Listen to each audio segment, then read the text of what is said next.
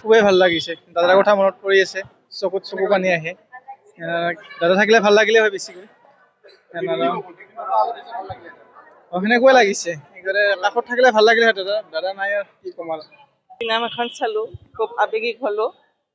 তেওঁক আজি জুবিন গাৰ্গক হেৰুৱা আজি আমাৰ 1.5 মাহে হ'ল।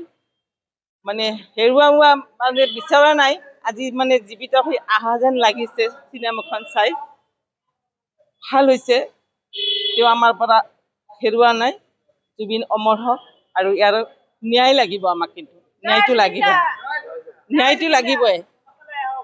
হৈছে চিনেমাখন বহুত ভাল, আমাক জাষ্টিস লাগে জুবিন দাৰ। ভাল হৈছে। মানে ক'ব লাগে যদিও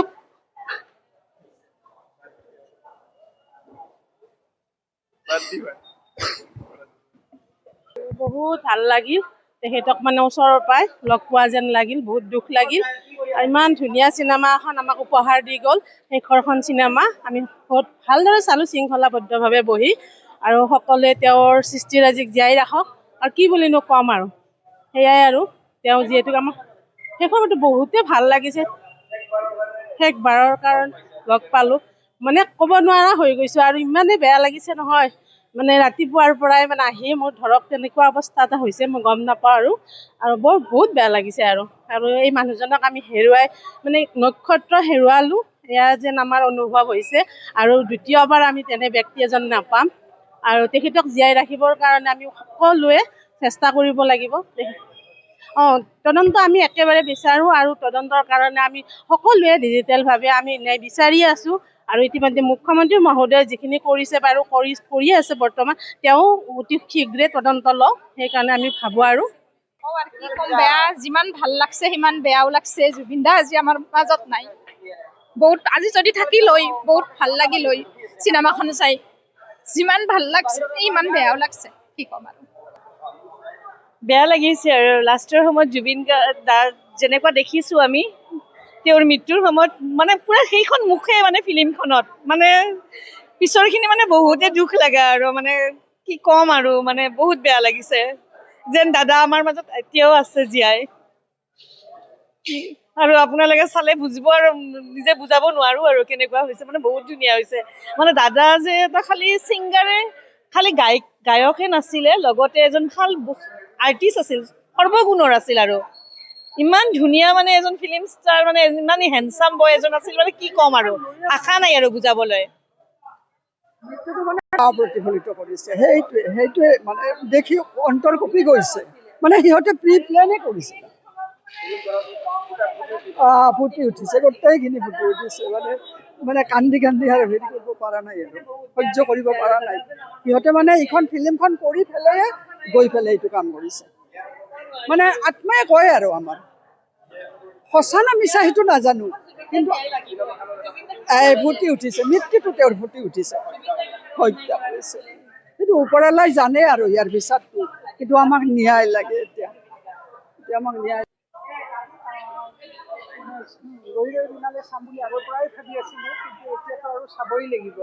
আৰু এইটো আচলতে আমাৰ জাতীয় দায়িত্ব বুলিহে চাব আহিছোঁ। আৱেগ আছেয়ে, আৱেগ সদায় থাকে, আৰু এইটো দায়িত্ব বুলি ভাবিছোঁ। আৰু অসমীয়া হিচাপে আমি চাব আহিছোঁ, গোটেই পৰিয়াল লৈ চাব আহিছোঁ।